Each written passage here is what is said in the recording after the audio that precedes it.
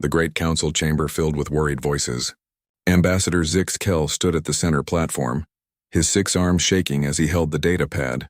Around him, representatives from 40 different worlds waited to hear what had gone wrong with the Zelkarian fleet. Honored council members, Zix Kel began, his voice cracking through the translator. 3 days ago, the Zelkarian Empire sent a standard pacification force to the newly discovered world called Earth. The mission was simple: show strength to the primitive humans and make them join our trade network. Council member Thys Prime leaned forward in her crystal seat. Her blue skin changed to a worried purple color. What happened, Ambassador? Your message said there was a disaster.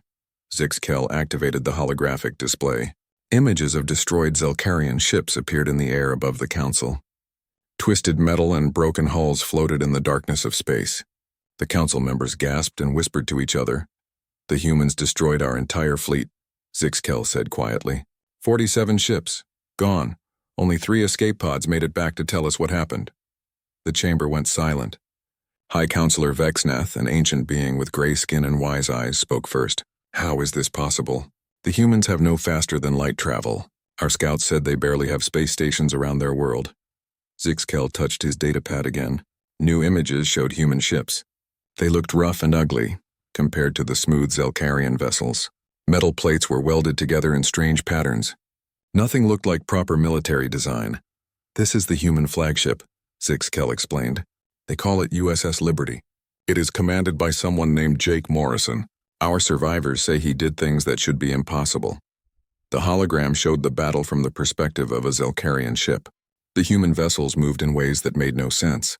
They spun and twisted through space like they did not care about the forces that would crush normal crews. The human ships came straight at the Zelkarian fleet, ignoring the energy weapons that hit them. Look at this, Zix Kel said, pointing to the display. The humans used kinetic weapons. Simple metal projectiles fired at high speed. No energy shields, no plasma cannons. Just pieces of metal. But they worked. Council member Reth 9, an insect-like being from the outer rim, clicked his mandibles nervously.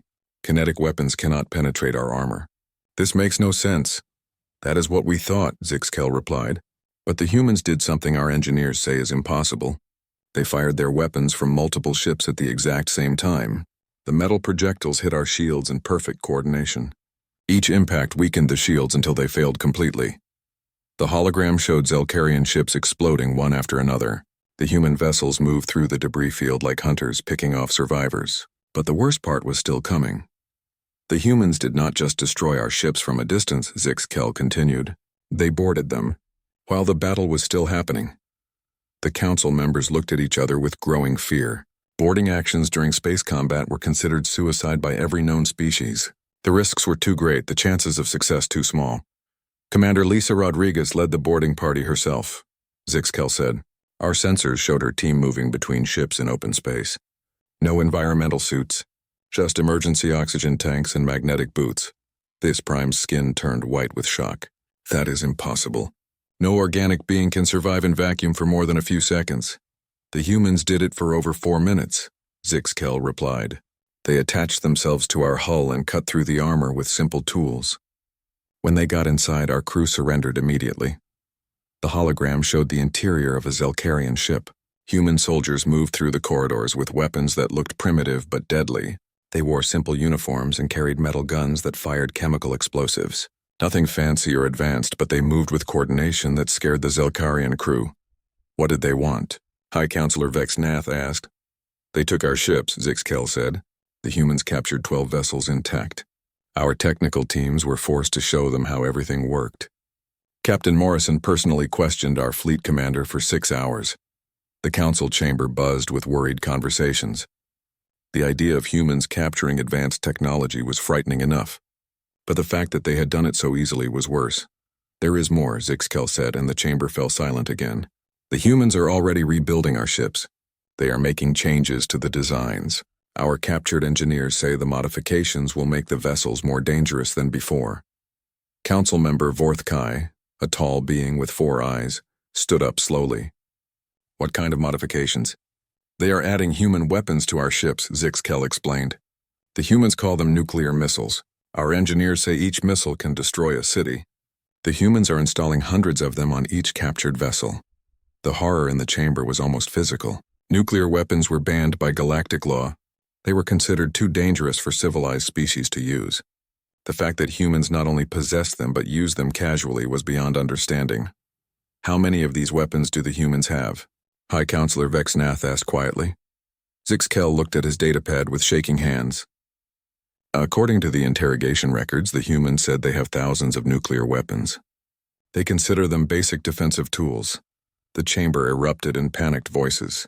Representatives shouted questions and demands. Some called for immediate military action. Others suggested retreat.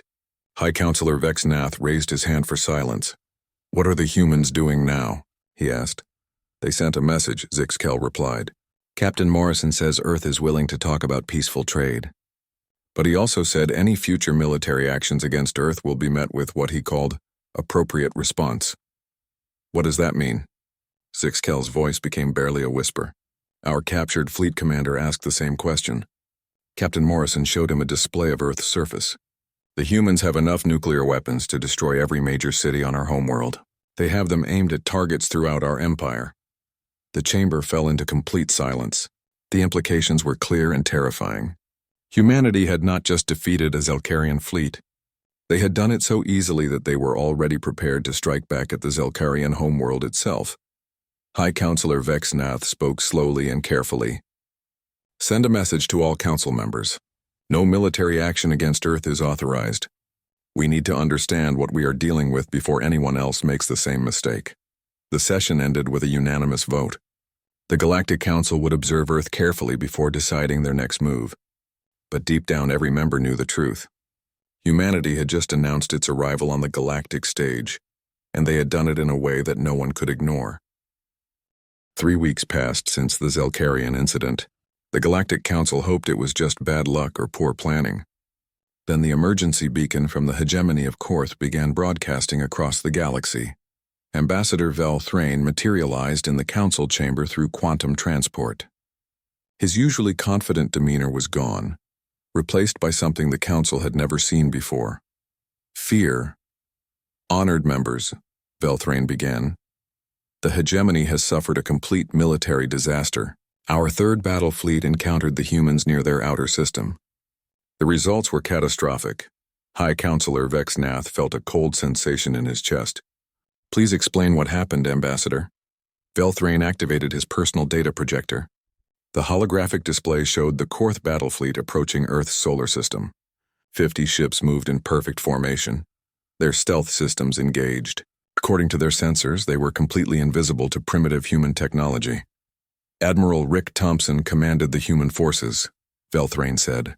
"Our intelligence indicated he was a simple military officer with no advanced training. We expected easy victory." The hologram showed the human response. Where the Korth expected to find surprised and confused defenders, they found a carefully planned ambush. Human ships waited in the asteroid belt, hidden among the rocks and debris. "How did they detect your approach?" asked Council Member Thys Prime. "We still do not know," Vel Thrain admitted. "Our stealth technology is centuries ahead of human science, but somehow Admiral Thompson knew exactly where we would arrive and when." The battle recording began to play.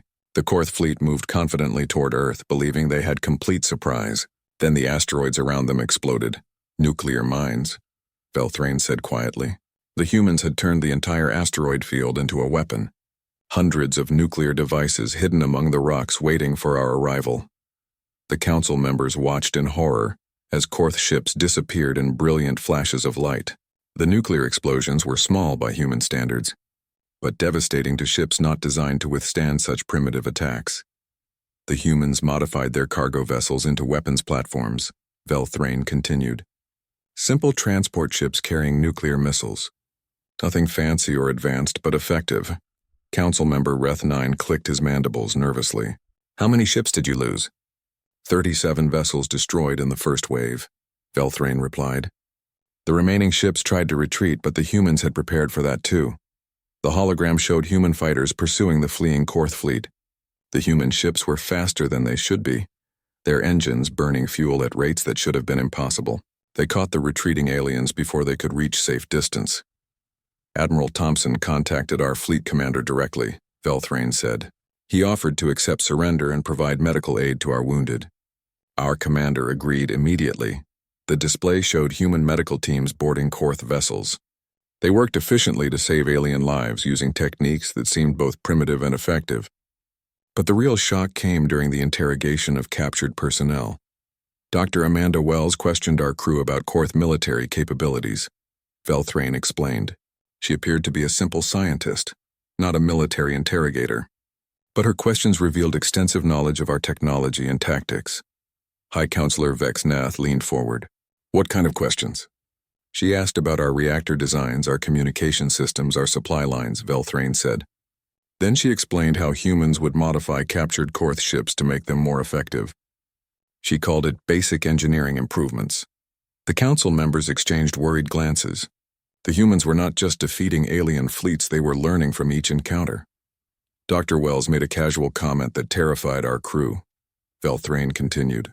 She mentioned that nuclear weapons were considered basic defensive tools on Earth. She said every human colony ship carried enough nuclear material to glass a continent. The phrase needed no translation. Every species in the galaxy understood the implications of planetary bombardment. The fact that humans carried such weapons as standard equipment was beyond comprehension. What happened to your captured personnel? Asked Council Member Vorthkai. They were released, Velthrain said. Admiral Thompson personally apologized for the misunderstanding and offered to provide safe escort back to Korth space. He said Earth preferred peaceful contact but was prepared for any alternative. The council chamber filled with nervous conversations. The pattern was becoming clear. 2 different alien fleets had attacked Earth expecting easy victory. Both had been completely defeated by what humans considered routine defensive measures. There is something else, Velthrain said, his voice dropping to a whisper. During the prisoner exchange, Dr. Wells gave our medical team a gift. A data chip containing information about human medical technology. What kind of information? High Counselor Vex Nath asked. Treatments for radiation exposure, chemical contamination, and biological warfare, Velthrain replied. She said humans had extensive experience treating these conditions because they were common occupational hazards on Earth. The implications hit the council like a physical blow. Humans considered exposure to nuclear radiation, toxic chemicals, and biological weapons to be normal workplace dangers. What kind of civilization lived with such hazards on a daily basis? Our medical teams analyzed the human data, Velthrain continued. Their treatments are incredibly effective, more advanced than anything we possess. But the knowledge required to develop such treatments suggests humans regularly expose themselves to these dangers. Council Member Thys Prime's skin turned pale blue. Are you saying humans use these weapons against each other? The medical records suggest extensive experience treating victims of what humans call weapons of mass destruction, Velthrain confirmed. Dr. Wells mentioned something called the Geneva Convention that supposedly limits how humans use such weapons against each other. The fact that humans needed laws to restrict their use of apocalyptic weapons was more frightening than the weapons themselves. It suggested a species that had seriously considered exterminating itself and had needed formal agreements to step back from the brink. What is the current status of human forces? High Counselor Vex Nath asked. Admiral Thompson's fleet returned to Earth after escorting our survivors to safe distance, Velthrain replied, but our long-range sensors detected something disturbing. The humans are building more ships. How many more ships? Hundreds, Velthrain said.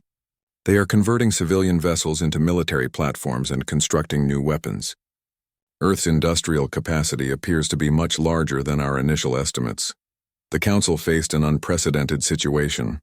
2 alien fleets had been defeated by human forces that seemed to operate on principles no civilized species would consider. Worse, the humans were becoming stronger with each encounter.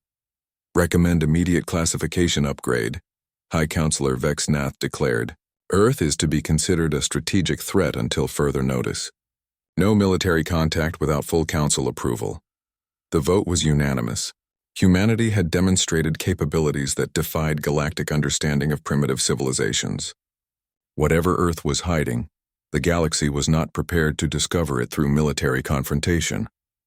As the session ended, Ambassador Velthrain shared one final detail that made every council member's blood run cold. Dr. Wells had mentioned that the human forces they faced represented less than 1 of Earth's total military capacity. The rest was reserved for what humans called planetary defense. The galaxy was beginning to understand that Earth was not just another primitive world waiting for guidance. It was something far more dangerous, and they had barely glimpsed its true nature. The emergency session of the Galactic Council convened in unprecedented secrecy. Intelligence Operative Quinn 7 stood before the assembled representatives, his normally calm demeanor replaced by visible distress. The data he carried would fundamentally change how the galaxy viewed humanity. Honored council members, Quinn 7 began, I have returned from a covert infiltration mission to human space. What I discovered defies all previous understanding of their civilization. High Counselor Vex Nath gestured for the operative to continue. Around the chamber, representatives from dozens of worlds waited with growing anxiety. The defeats of the Zelkarian and Korth fleets had already shaken galactic confidence. What Quinn 7 had to report would be far worse.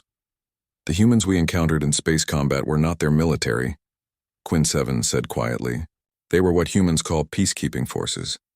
Their actual military has never been deployed against alien threats. The chamber erupted in confused voices. Council member Thys Prime raised her hand for attention. Please explain this distinction. How can peacekeeping forces be stronger than military units? Quinn 7 activated his personal recorder. The voice of Colonel Steve Martinez filled the chamber through the translation system. Yeah, we keep things pretty quiet out here, the human officer said casually. Earth likes to maintain what we call mutually assured destruction as basic policy. Every nation has enough firepower to end civilization multiple times over. Keeps everyone honest. The council members sat in stunned silence. The concept of deliberately maintaining civilization-ending weapons as policy was beyond their comprehension. Colonel Martinez explained this was normal for human society. Quinn 7 continued. They consider the ability to exterminate their own species to be a stabilizing factor in international relations. The recording continued with another human voice. General Patricia Hayes laughed when asked about planetary defense systems. Oh, that old stuff? We figured out how to crack planets during the Cold War. That was back when we weren't even fighting, just pointing weapons at each other for decades. Good times. Council member Reth 9's mandibles clicked frantically. They developed planet-destroying weapons during peacetime? According to General Hayes, humans spent 40 years in a state they called Cold War, Quinn 7 explained. They built enough weapons to destroy their world thousands of times over, but never used them. They considered this normal international behavior. The next recording featured Captain Danny Foster, identified as a routine patrol officer. My ship, she's just a standard police cruiser, carries about 200 nuclear warheads for standard patrol duties. Nothing fancy, but enough to sterilize a moon if we run into trouble. The casual mention of moon-sterilizing weapons as standard police equipment sent waves of terror through the council. The idea that human law enforcement officers commanded more destructive power than most alien dreadnoughts was incomprehensible. I spent 3 weeks observing human military installations. Quinn 7 continued. What I found suggests their true capabilities are far beyond anything we have encountered. The holographic display activated, showing images of human military bases. Massive underground facilities stretched for kilometers beneath the surface. Weapon storage areas contained devices that made nuclear missiles look primitive by comparison. Dr. Kevin Brooks gave me a tour of what he called a basic research facility, Quinn 7 said. He cheerfully explained that humans had been developing biological and chemical weapons for centuries. He showed me strains capable of surviving in vacuum and adapting to alien biologies. The recording played Dr. Brooks's voice. We call it defensive research. But honestly, some of this stuff could wipe out entire star systems if it got loose. Good thing we keep it contained. Mostly. The word mostly hung in the air like a death sentence. The idea that humans had created galaxy-ending plagues and might not have perfect containment was the stuff of nightmares. Dr. Brooks mentioned something called Project Pandora. Quinn 7 continued. He would not provide details but suggested it involved weaponizing what he called quantum biology. The implications are beyond my understanding. High Counselor Vex Nath felt his hands trembling. What else did you discover about their military capabilities? The humans maintain what they call strategic reserves, Quinn 7 replied. Weapons and equipment stored for planetary emergencies. I was only allowed to see a small portion, but the scale was massive. The hologram showed warehouse facilities that stretched beyond the horizon. Endless rows of weapons, vehicles, and equipment disappeared into the distance. The humans had prepared for wars that no one else could imagine. I spoke with Lieutenant Commander Nicole Carter about their naval forces, Quinn 7 said. She mentioned that human space forces were under strict orders to use minimum necessary force when dealing with alien contact. The defeats of the Zelkarian and Korth fleets were considered acts of restraint. The recording played Commander Carter's voice. Yeah, we're supposed to avoid civilian casualties at all costs and keep things proportional.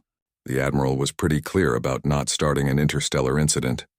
That's why we only used conventional nukes and basic kinetic weapons. The casual reference to nuclear weapons as conventional and kinetic projectiles as basic revealed how dramatically the galaxy had underestimated human military thinking. Commander Carter explained human military doctrine. Quinn 7 continued. They prepare for what they call total war scenarios. Complete mobilization of their entire civilization for military purposes. The recording continued. If we ever had to go full mobilization, we could convert every factory, every school, every civilian facility into weapons production.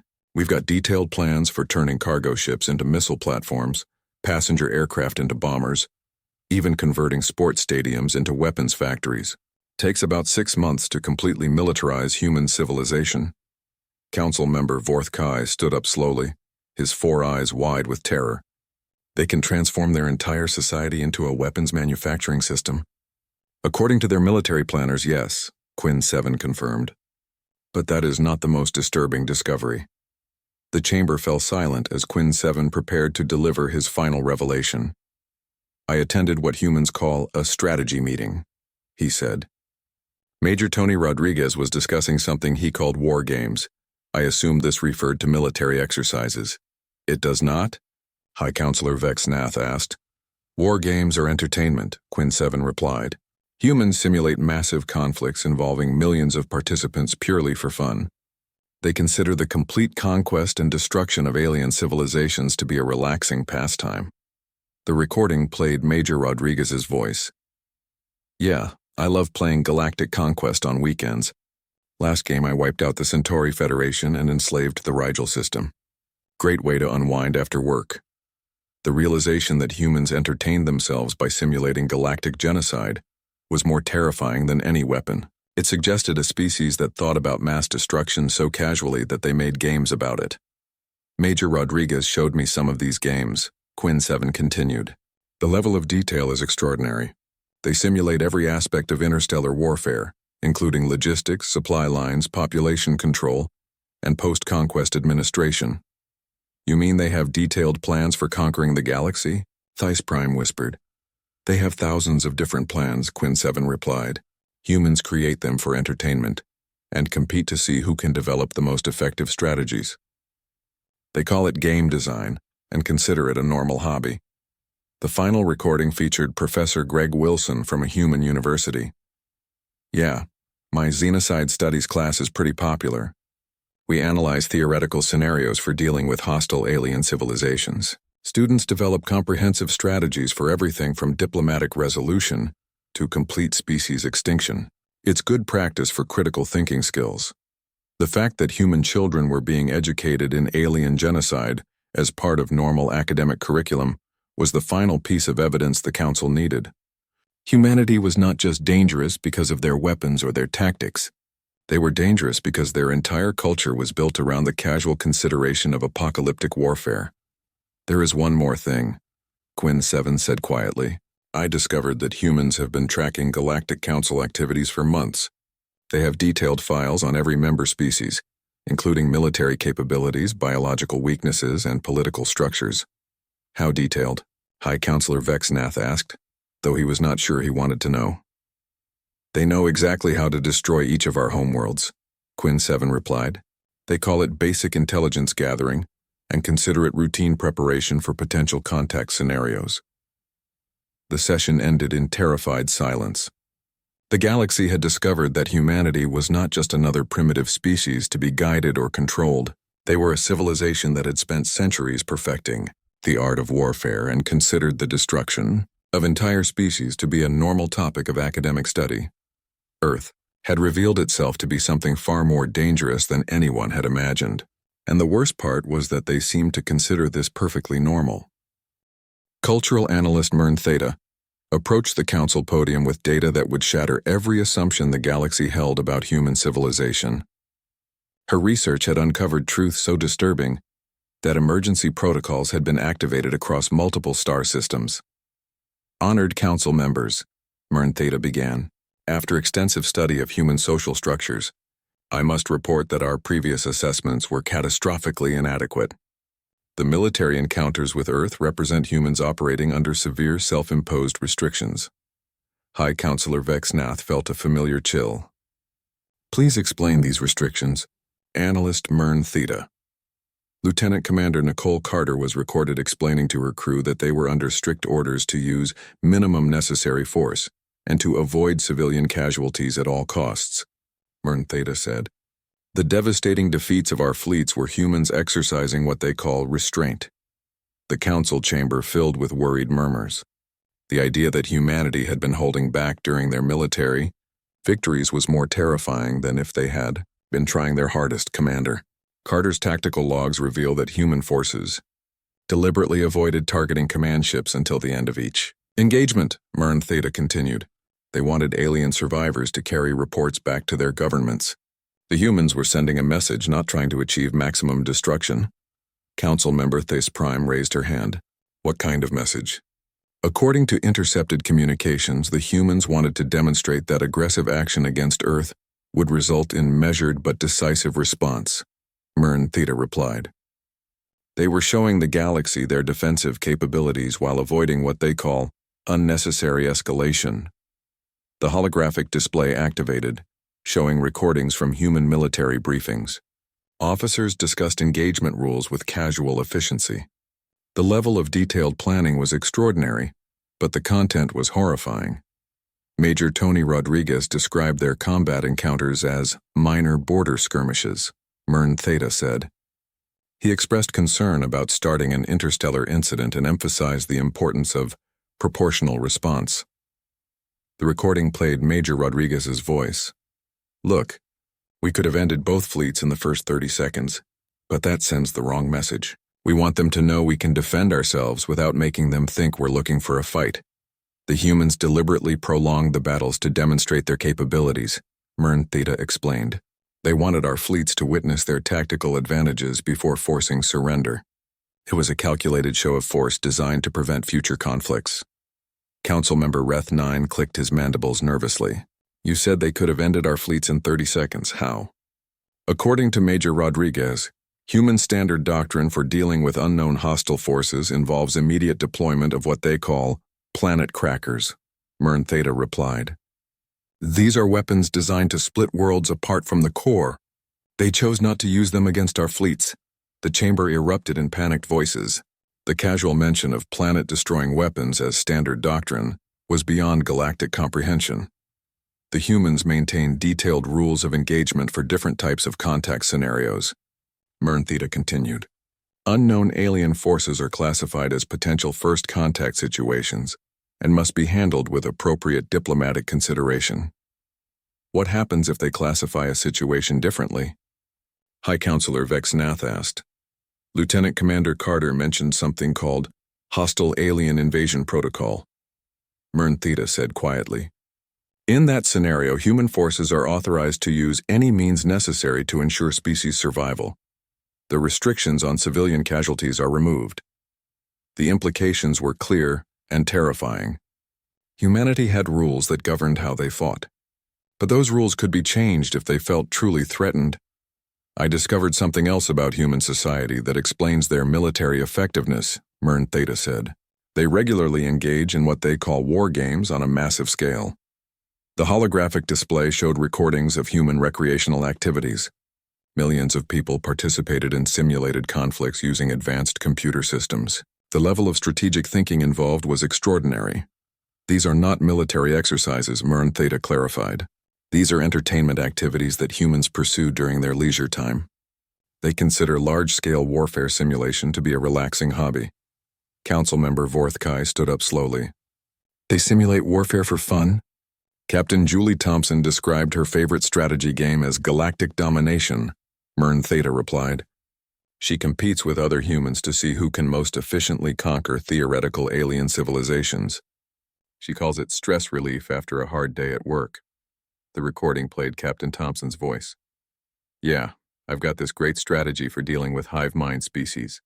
You target their communication nodes first, then isolate population centers. Usually takes about 6 months to achieve complete subjugation. It's really satisfying when you get the timing right.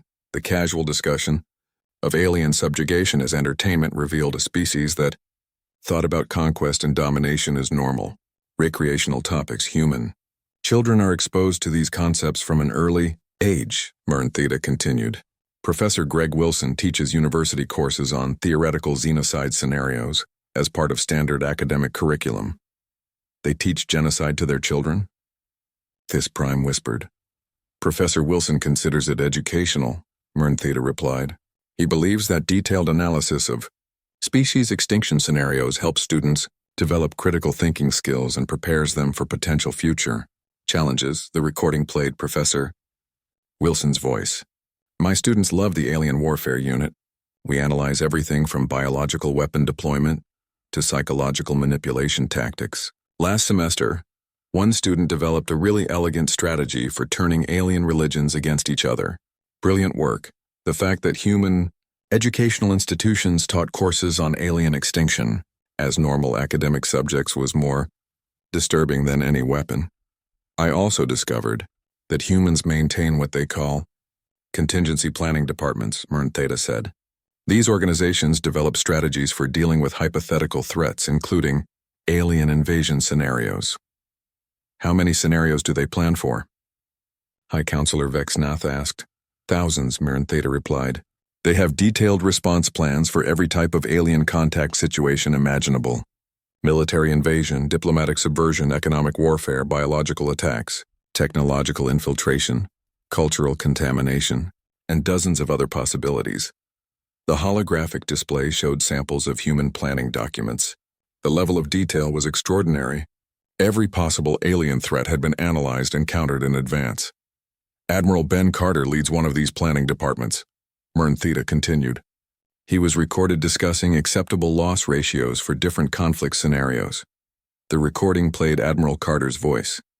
If we're talking about defending against a serious alien threat, we're prepared to accept up to 60% civilian casualties to ensure species survival. That's about 4 billion people. Acceptable losses for guaranteeing victory. The casual discussion of sacrificing billions of human lives to ensure military victory revealed a species with a fundamentally different understanding of warfare than any known civilization. Admiral Carter also mentioned something called scorched earth doctrine, Mern Theta said.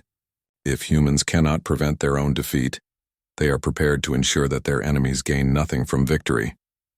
What does that mean? Council Member Reth 9 asked. Complete destruction of human civilization to deny resources to conquering forces, Mern Theta replied. They would rather exterminate themselves than allow alien exploitation of their technology, knowledge, or population. The idea of a species that would commit suicide, rather than accept defeat, was more frightening than any weapon they might possess. The most disturbing discovery involves human intelligence gathering capabilities, Mern Theta said. Captain Julie Thompson's personal logs reveal that Earth has been monitoring Galactic Council activities for months. How extensive is their surveillance? High Counselor Vexnath asked. They have detailed profiles on every council member species, Mern Theta replied.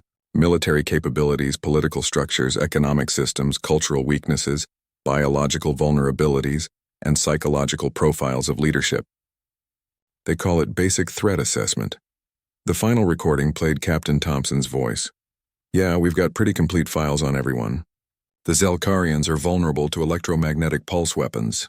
The Korth can be defeated by targeting their food supply. The Thys Prime species has a psychological weakness to isolation tactics. Standard intelligence work. The revelation that humans had analyzed how to defeat every known species was the final confirmation the Council needed. Earth was not just militarily powerful, they were strategically prepared for warfare against the entire galaxy. There is one more thing, Mern Theta said quietly. The humans consider all of this to be normal preparation for potential contact with alien civilizations. They genuinely believe that detailed planning for interstellar warfare is reasonable and responsible behavior. The session ended with the sobering realization that humanity viewed the Emergency Counselor Prexvon called for the most important session in galactic history. Representatives from every known civilization gathered in the Great Chamber as reports continued flooding in from across the galaxy. The pattern was now undeniable and terrifying. Honored members, Prexvon began, we face an unprecedented situation. Every species that has attempted any form of aggressive action toward Earth has been defeated by what humans consider routine defensive measures. We must decide how the galaxy will respond to this new reality. The chamber buzzed with nervous energy. High Counselor Vex Nath rose to address the assembly. His voice carried the weight of centuries of diplomatic experience. The evidence is clear, Vex Nath said. Humanity represents a strategic threat unlike anything in recorded galactic history. They have demonstrated capabilities that challenge our understanding of warfare, diplomacy, and civilization itself. Ambassador Zix Kell activated the central holographic display. Battle recordings from a dozen different encounters played simultaneously. In every case, human forces had achieved overwhelming victory against numerically superior alien fleets. The pattern is consistent across all contact scenarios, Zix Kell reported. Human forces arrive prepared for engagement, defeat alien military assets with minimal losses, capture enemy technology, and then offer medical aid to survivors. They follow this with offers of peaceful diplomatic contact. Council member This Prime pointed to the tactical analyses floating above the assembly. Look at their response times. The humans were ready for each attack before our fleets arrived. They have been tracking our activities for months. The final intelligence report appeared on the main display. Intelligence specialist Yul Kess had returned from Earth, space with information that would determine the galaxy's future relationship with humanity. The scope of human preparation is beyond anything we imagined, Yul Kess said, his voice trembling. Earth's Department of Defense maintains active contingency plans for fighting wars against 17 different theoretical alien invasion scenarios. The chamber fell silent as the implications became clear. Humanity had not just prepared for contact with alien civilizations, they had prepared for war with alien civilizations and had done so in comprehensive detail. Admiral Ben Carter was recorded during a strategic planning meeting. Yul Kess continued. He discussed acceptable loss ratios that humans are willing to sustain to ensure complete military destruction of any aggressive alien civilization. The recording played Admiral Carter's voice. If we're looking at a serious threat to human survival, we can sustain up to 80% casualties and still guarantee victory. That's about 6 billion people. Acceptable losses if it means the other guys never fight again. The casual discussion of sacrificing billions of lives to ensure absolute victory revealed a species with military thinking that no galactic civilization could match. Admiral Carter also explained human strategic doctrine, Yul Kess said. They do not prepare to simply defeat enemies. They prepare to eliminate the ability of enemies to ever threaten them again. What does that mean in practical terms? Emergency Counselor Prexvon asked. Complete destruction of enemy industrial capacity, elimination of military leadership, occupation of homeworlds, and what they call cultural restructuring, Yul Kess replied. Humans do not fight wars to achieve temporary victories. They fight wars to achieve permanent solutions. The recording continued with Admiral Carter describing human pursuit capabilities. If someone attacks Earth and tries to retreat, we follow them home. Standard doctrine is to pursue retreating forces across interstellar distances and eliminate their capacity for future aggression. We don't do halfway measures. Councilmember Rethnine's mandibles clicked frantically. They would pursue fleeing forces to their homeworlds. According to their military doctrine, yes, Yul Kess confirmed. Humans consider allowing defeated enemies to escape and potentially regroup to be unacceptable strategic risk. They prefer what they call decisive resolution. The holographic display showed human fleet compositions that had been observed throughout their space. The numbers were staggering.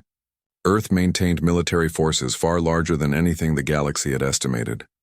Fleet Admiral Catherine Martinez commands what humans call their Home Defense Squadron, Yul Kess reported.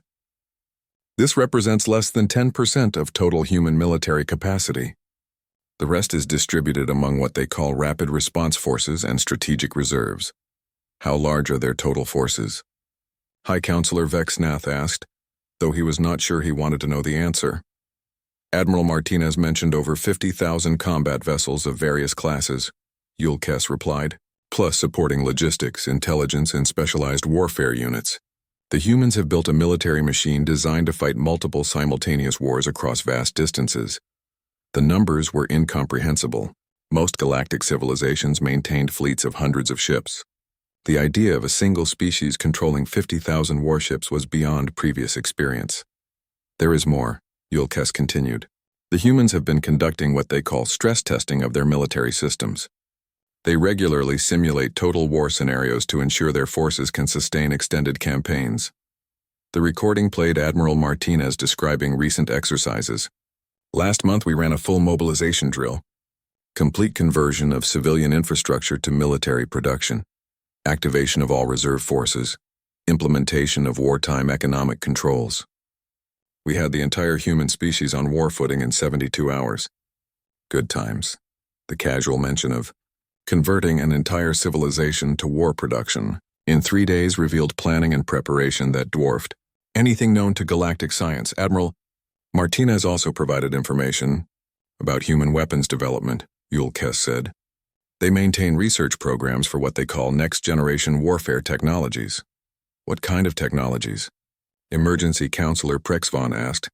Quantum disruption weapons, dimensional manipulation devices, temporal displacement systems, and something they call reality alteration protocols, Yulkes replied.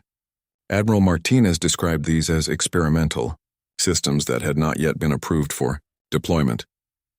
The idea that humans possessed weapons capable of altering reality itself was more than the Council could comprehend.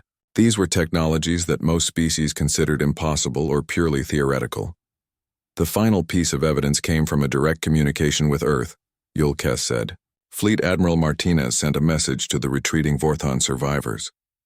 The recording played Admiral Martinez's voice with calm authority. Earth appreciates the galaxy's interest in our defensive capabilities. Please inform your governments that we prefer peaceful contact and mutual cooperation. However, we are fully prepared for any alternative approach your leaders might choose to pursue.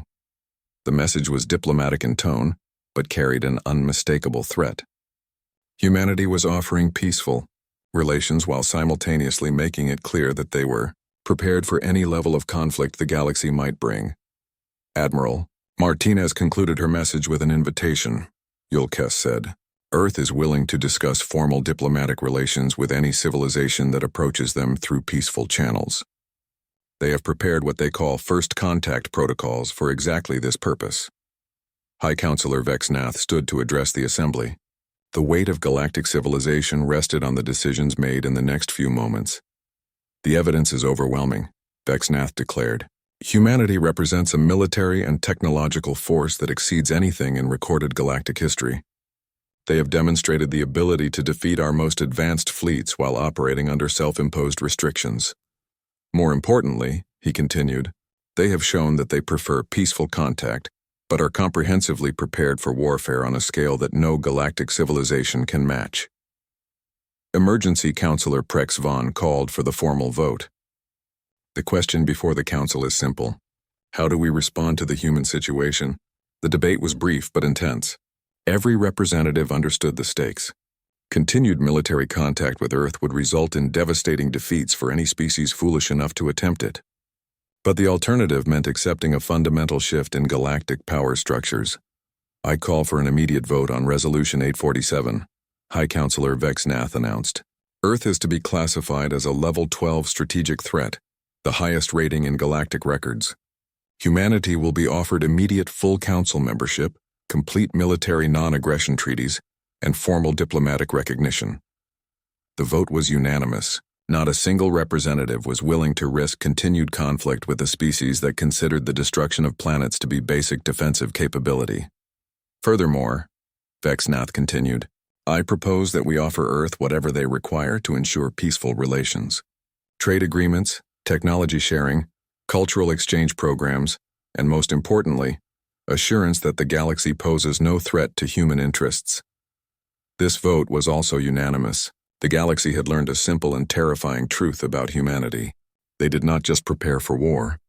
They prepared to win wars so completely that their enemies would never be capable of fighting again. As the session concluded, High Counselor Vex Nath entered humanity's